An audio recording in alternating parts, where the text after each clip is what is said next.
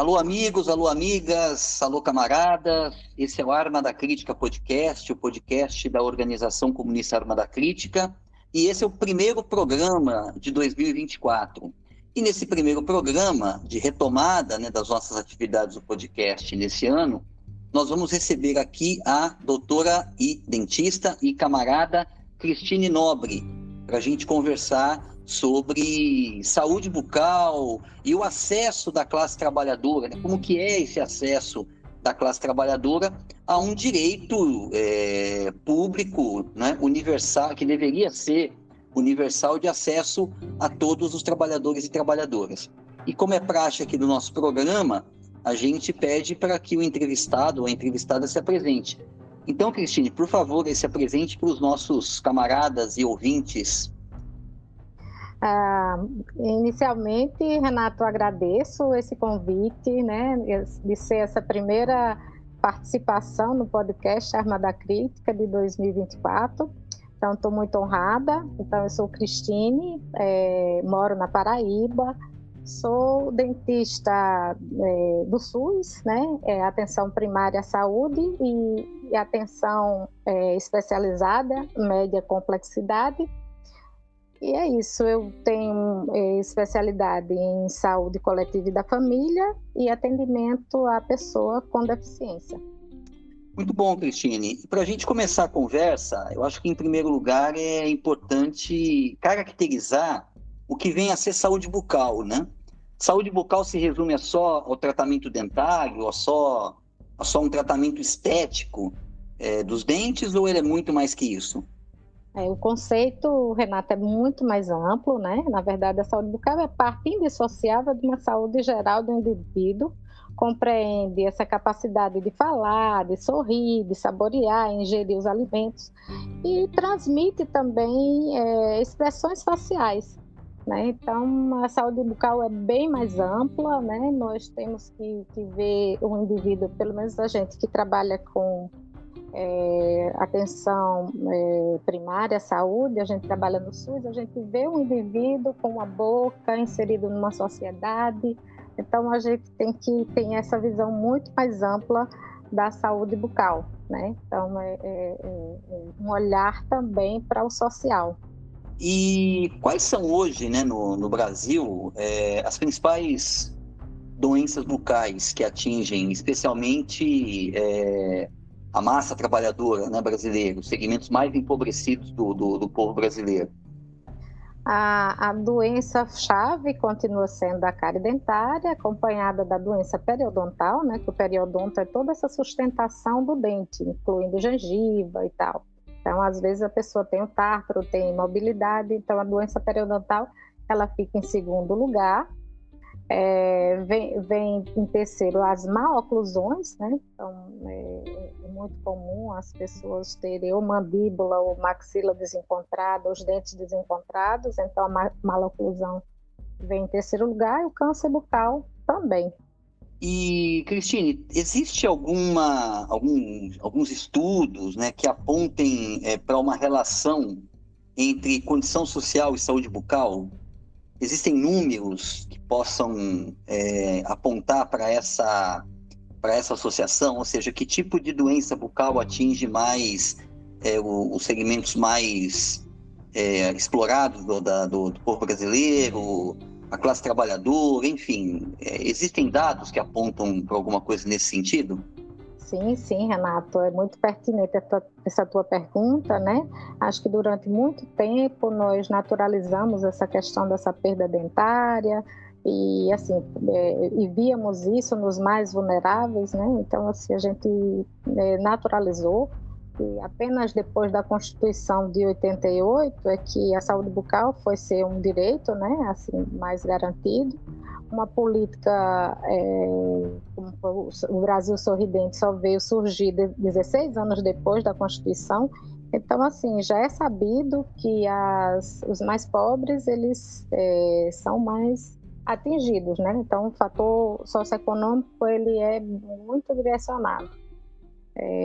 Até hoje, continua essa mesma realidade e talvez uma busca de uma educação em saúde mais aprimorada e uma mudança maior para a questão dos hábitos alimentares também ajudaria, né? Mas, enfim, é muita coisa a ser trabalhada para que possamos mudar essa realidade. E isso tem a ver com essa situação, né, da saúde bucal. Você falou de hábitos alimentares, né? Isso Uhum. tem a ver com a situação alimentar, né, o tipo de alimento que a maioria do povo tem acesso? É diretamente relacionada, né? Por muito tempo houve essa busca essa coisa a própria odontologia acusar a questão da bactéria, não, a doença multifatorial e tal. Continua sendo multifatorial, mas o prejuízo de uma má alimentação, uma alimentação açucarada, ela é muito grande, principalmente na cárie dentária.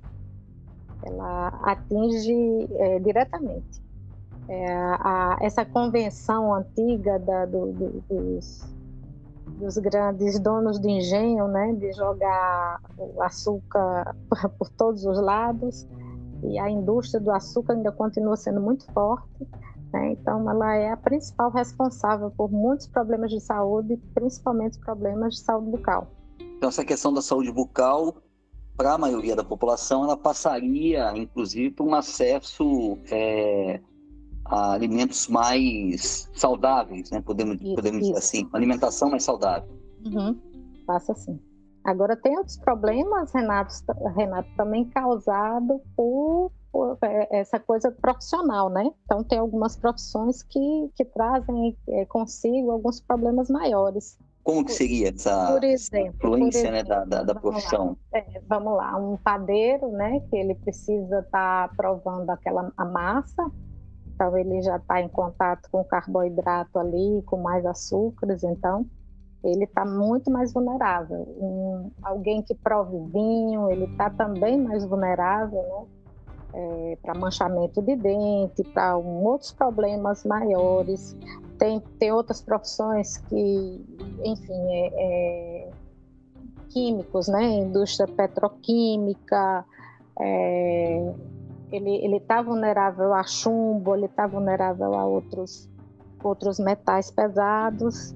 O garimpeiro, ele está sujeito, por conta do mercúrio, também a ter erosões dentárias, gengivite, estomatite. Então, tem muito problema em decorrência também da profissão.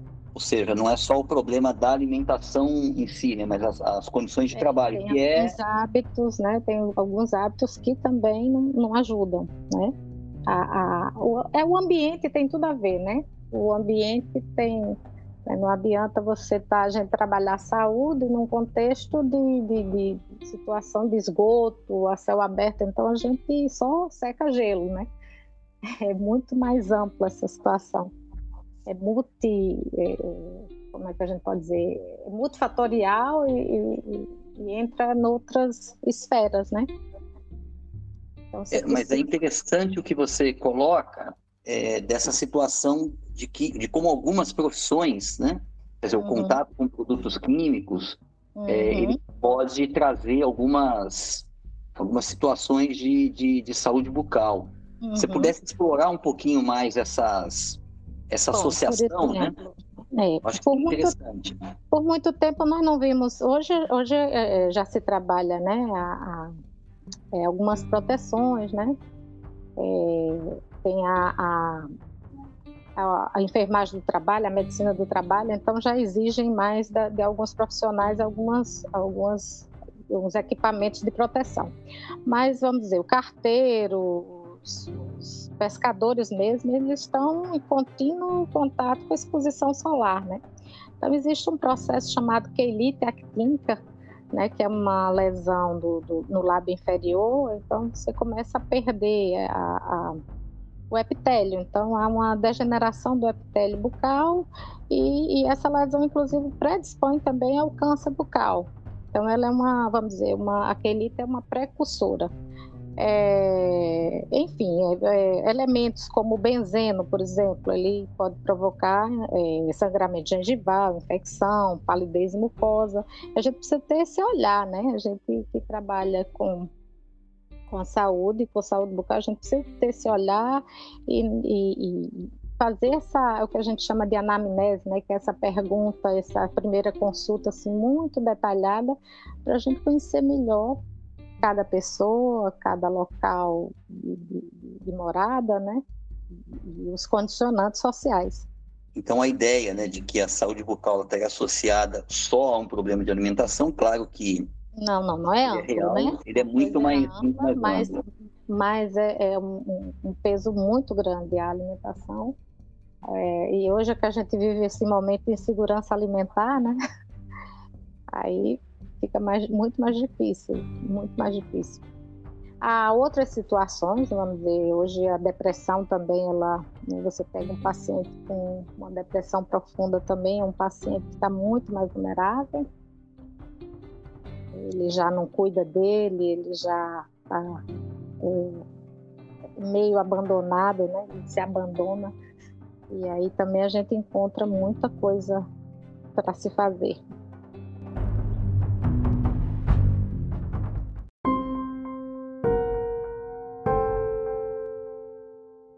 E, Cris, você falou que você trabalha na atenção primária, na rede de atenção primária e secundária do SUS, né? Isso, sim. Sim. Uhum.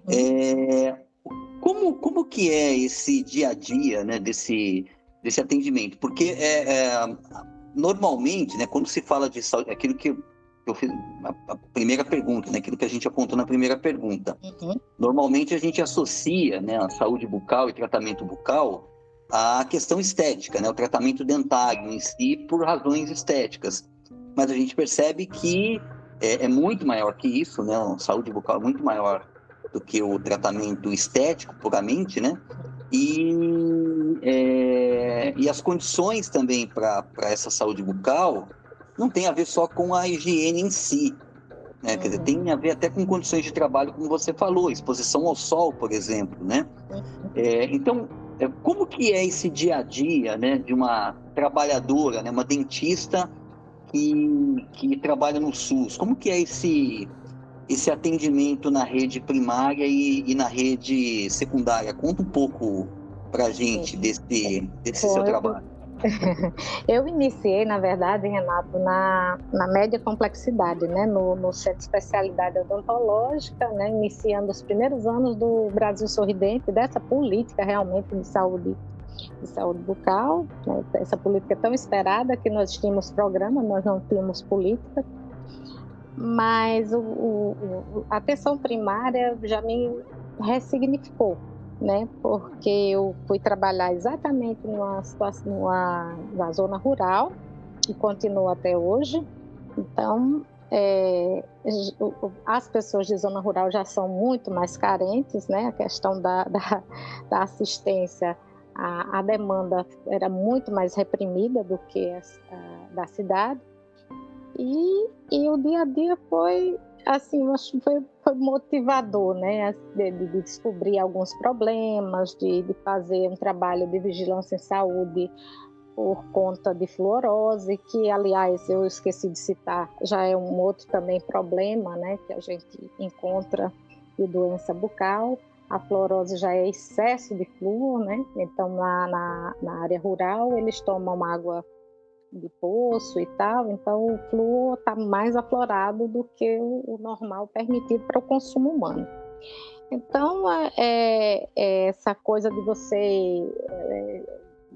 visitar casa a casa, né? Então, é uma realidade bem diferente.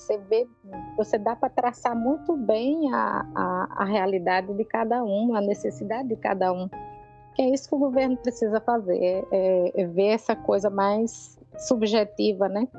Ver o sujeito com sua individualidade, com suas necessidades, cada um. E é isso, eu já vinha da média complexidade, já atendia a coisa da especialidade, né? Já pegava um paciente que já era um paciente com deficiência, eu já sabia mais ou menos como era esse manejo, mas você voltar e começar depois com as duas, com a atenção primária e com a média complexidade, com a atenção especializada, já foi um complemento para a minha vida profissional, né? Então já dá para preencher mais. É isso, e a questão estética, né? Hoje a era dos influenciadores digitais tornaram a odontologia assim, esquecida com relação à profissão de saúde. Eu me lembro que no início do governo Bolsonaro, com o Mandetta, ele foi falando de vários profissionais de saúde, esqueceu dos dentistas, e aí a gente teve que lembrar que éramos profissionais de saúde, quer dizer, a gente está ficando... houve essa coisa da elitização tão grande da nossa profissão que de vez em quando a gente esquece que nós somos da saúde. Bom, não sei se eu respondi à altura, enfim. Se pudesse explorar um pouquinho mais, no que consiste essa atenção primária, né? E essa o que é que se faz tanto, sim, né? Além das visitas, o que seria uma, o que seria outras diferenças? A diferença é que a gente trabalha mais a promoção da saúde, a prevenção, né? Apesar de que no nosso Brasil ainda as ações curativas elas são muito grandes, né? Então a necessidade de ação curativa é muito grande, mas basicamente essa coisa da promoção e prevenção da saúde. E os procedimentos são os menores, né? Então nós não fazemos extrações, exodontias, extrações mais complexas.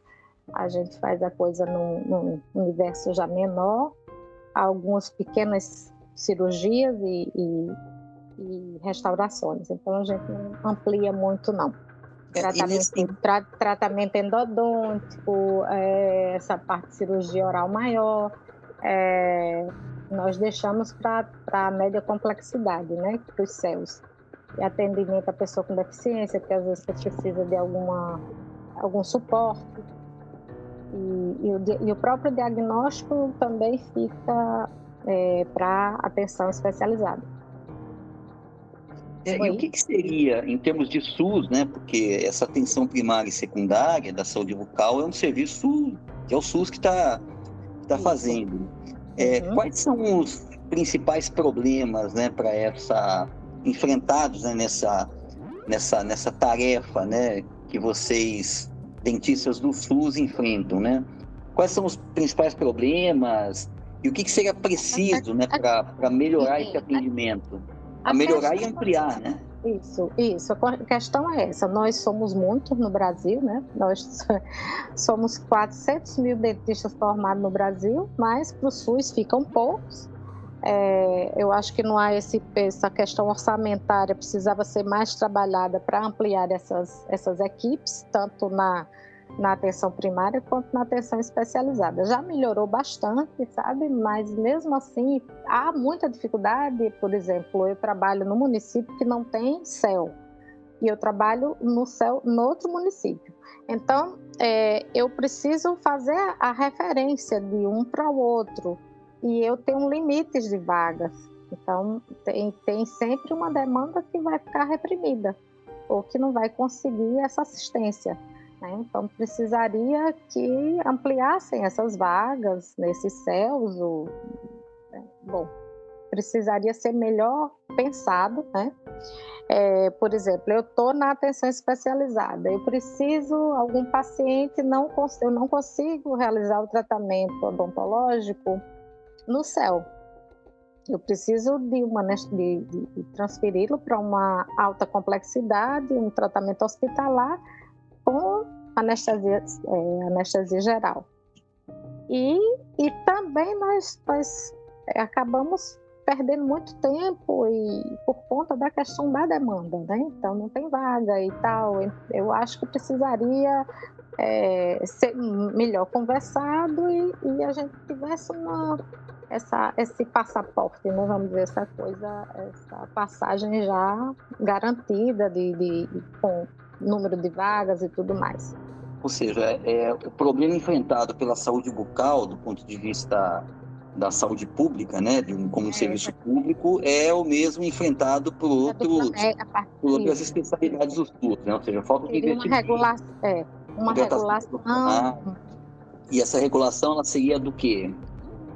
Seria para transporte de um lugar para outro, tipo, por exemplo, eu vou mandar para outro, para um CEL, e aí já ter algum órgão que fizesse essa regulação. Olha, você tem tantos pacientes, você pode mandar tanto, tem vaga hoje, tem vaga. Então, poderia ser uma central de regulação, igual nos hospitais, né? Também acaba sendo também muito limitado, mas seria uma opção.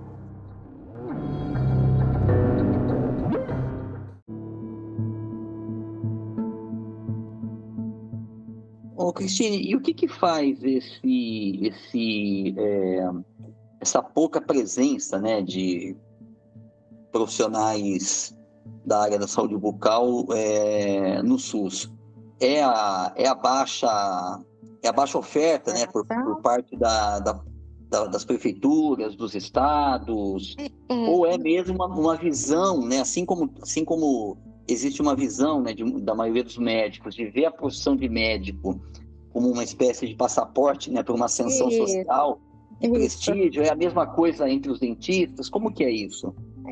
Não tem muita diferença, não. É mais ou menos isso, né? Eu quero estar no serviço público, mas eu quero, tipo, como se quisesse ganhar um dinheiro fácil, que não é fácil, mas ter um garantido, mas eu não me identifico, não me identifico com o serviço, também não larga, entendeu? É uma situação assim mesmo que de status, como você está falando.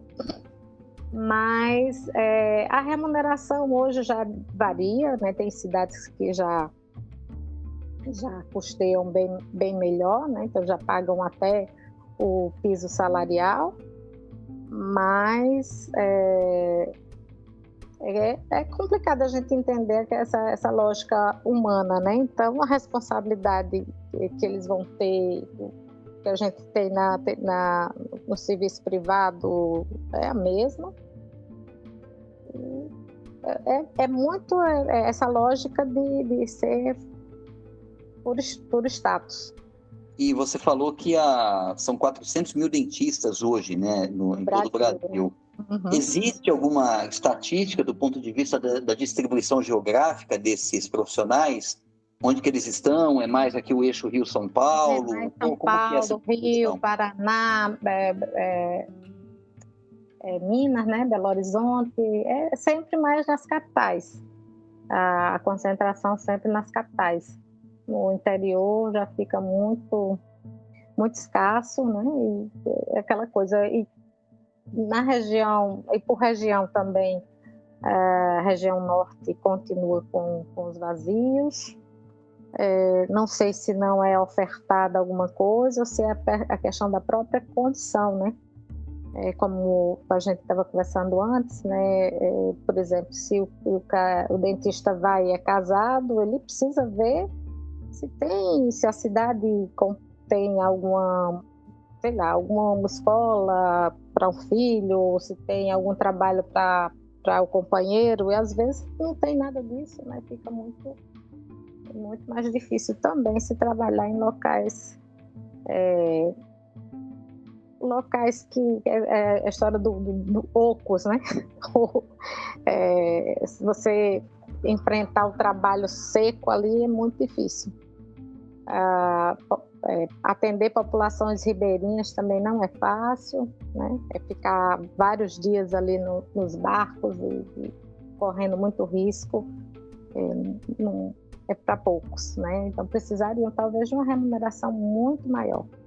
De certo modo, então, talvez a gente precisasse de uma espécie, assim como teve os mais médicos e mais mais dentistas, alguma coisa. Trazer de fora num perfil de mais de 400 mil.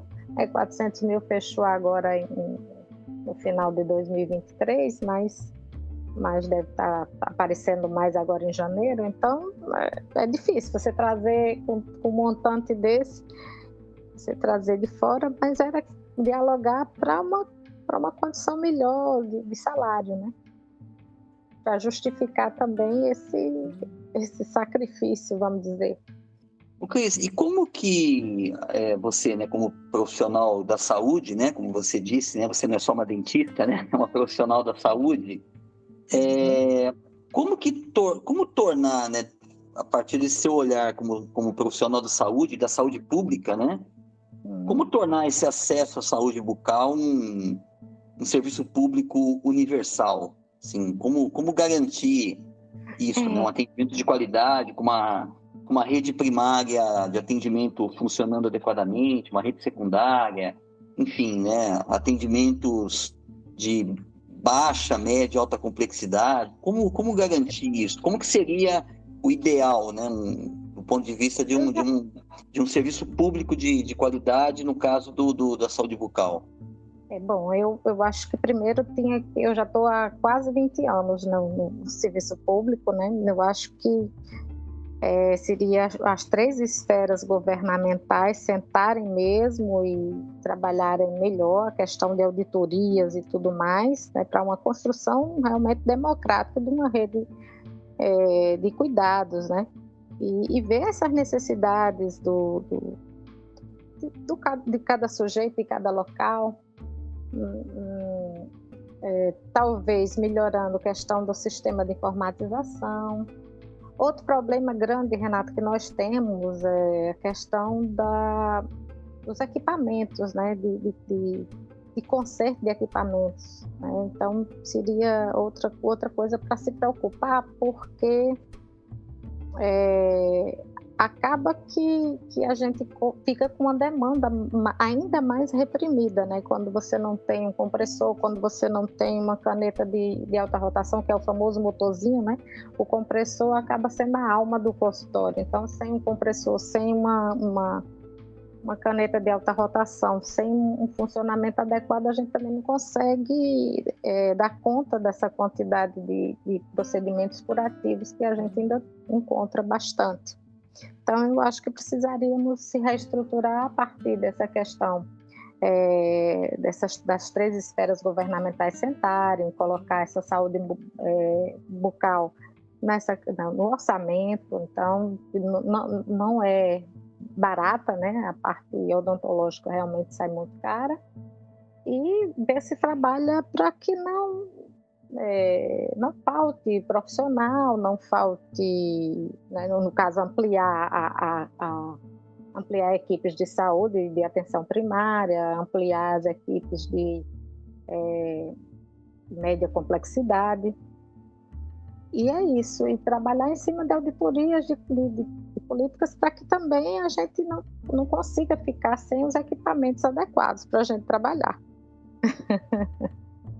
Não sei se no caso eu acho que assim, é interessante porque no caso dos dentistas, né, de quem os profissionais da saúde bucal, vamos dizer dessa maneira, quer dizer, vocês têm algumas peculiaridades que talvez outros trabalhadores da saúde não enfrentem, né, pro tratamento adequado, enfim, da sua especialidade, né? Você falou dos equipamentos, por exemplo, né? Ou seja, quebrou um equipamento, não tem simplesmente como atender o paciente, é isso. Aí você só vai fazer atividade preventiva, né? Mas aí vão ficando os buracos da questão da assistência, né? Vão ficando esses vazios. Acaba que a demanda vai continuando, reprimida. Né? Então, precisa dar conta dessa demanda toda, que já não é de hoje, né? Já é de muitos anos. E aí trabalhar também melhor a questão da educação e saúde, né? O governo entrar com propagandas mais rotineiras, né? Entendi. Você falou, né, tocou bastante nessa questão da rede de atendimento, né, da necessidade de uma expansão, né, com maior contratação de mais profissionais, mais investimentos. E aí a pergunta é a seguinte: o governo federal, em 2004, né, ele apresentou um programa nacional de saúde bucal, e a gente sabe que a partir de 2016, com o golpe, né, de Estado, foi um golpe feito para desmontar todo, né, o que tinha de serviço público que atendesse a maioria da população. Vocês sentiram esse impacto na rede de atendimento a partir dessa desmontagem, né, o Brasil Sorridente, o Brasil Sorridente foi afetado, né? A saúde como um todo entrou na questão do subfinanciamento. Então também é outro gargalo essa questão do financiamento, né? Essa redução de verbas para saúde e educação travou tudo, né? Então nós sentimos muito, porque tanto é que agora os repasses houve o projeto para que todos os municípios fizessem tipo CEL, né? Então ampliasse a questão da saúde bucal, mas o financiamento continua baixo e os municípios não querem arcar com esse custo de profissionais, então ainda não está chegando lá por conta disso. Então, a desmontagem do serviço a partir de 2016, né, quando teve a política ela foi brutal. Foi brutal. E como que vocês sentiram isso no dia a dia, né, do trabalho profissional, esse ataque, né, essa desmontagem do serviço público, né, principalmente na área da saúde? Como que isso afetou diretamente o trabalho de vocês? Os recursos ficaram minguados, inclusive a questões salariais, né? Então, agora tá melhorando um pouco com o Lula, né? O Lula 3, mas foi ficando muito ruim a questão salarial por conta dessa história desse financiamento. Então, não tinha nem o próprio recurso, né? Nem muita coisa, a gente ficou sem condições de trabalho também. Jogam em cima dos municípios, né? Joga essa responsabilidade em cima dos municípios, os municípios também se dizendo sufocados.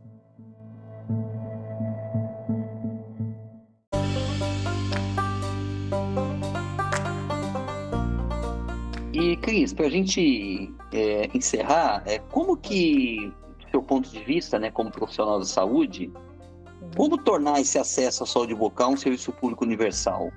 Assim, o que precisaria ser feito? Então, bom, você tem que mexer com tudo, né? Ampliar, aumentar o financiamento, aumentar todas as ofertas de emprego para dentista, né? Ver se bota no claro que os 400 mil que estão por aí não vão entrar todos, até porque muitos nem querem. Mas tem muita gente que pode ser aproveitada e realmente pensando nessa questão de um CEL, de uma média complexidade para cada município, acho que já diminuiria bastante, né? Bastante, e melhoraria o acesso, né? Diminuiria a questão das demandas e melhoraria esse acesso. Então, seria se conversar melhor e essas 3 esferas governamentais melhorar essa questão do financiamento, né? Cada uma contribuir. Por exemplo, aqui na Paraíba, o Estado ele teria que entrar também com uma pequena contrapartida e ele entra só na questão da educação permanente dos profissionais. Então precisaria se conversar também para que o Estado participasse melhor desse orçamento. Então é isso, ampliar, melhorar o financiamento, né? Trabalhar melhor a questão também da educação e saúde. Eu acho que chegaríamos nesse ponto, né? E a questão da informação também, dos computadores, assim, para a gente agilizar mais os encaixes, né? De um local para outro, ou seja, de uma atenção primária para uma atenção secundária ou para uma alta complexidade, que a gente pudesse ter esse sistema de regulação. E, bom, você quer deixar alguma palavra final para nós? Com tudo que a gente falou, não sei se ficou claro, Renata, a gente tem que ver assim, se deu para entender melhor como era que o sonho, né? A questão da utopia de uma saúde bucal acessível, né? Mas não é difícil, não. A questão do recurso financeiro, ele chega e ele consegue resolver quando ele quer, né? A questão do capital, ele poderia ser menos agressivo, né? Então eu terminei uma poesia, né, curta, não poderia deixar de faltar. Só para quem não conhece, a Cristine é uma poetisa de mão cheia, né? Então, a gente não combinou nada disso, mas tinha quase certeza que ela ia trazer um poema para o final. Manda bala. Então, a nossa sociedade quer mais saúde bucal, com harmonia total, é vida com qualidade. No campo, na cidade, em população ribeirinha, por onde gente caminha nesse bonito Brasil, queremos sorriso a mil, saúde em cada boquinha. É isso, vamos sonhando. Legal, Cristine, muito boa conversa. Camarada Renato. A gente que agradece a tua presença. Valeu, Augusto. Obrigada. E nós vamos encerrando por aqui e até a próxima edição. Um abraço a todos. Obrigada, tchau.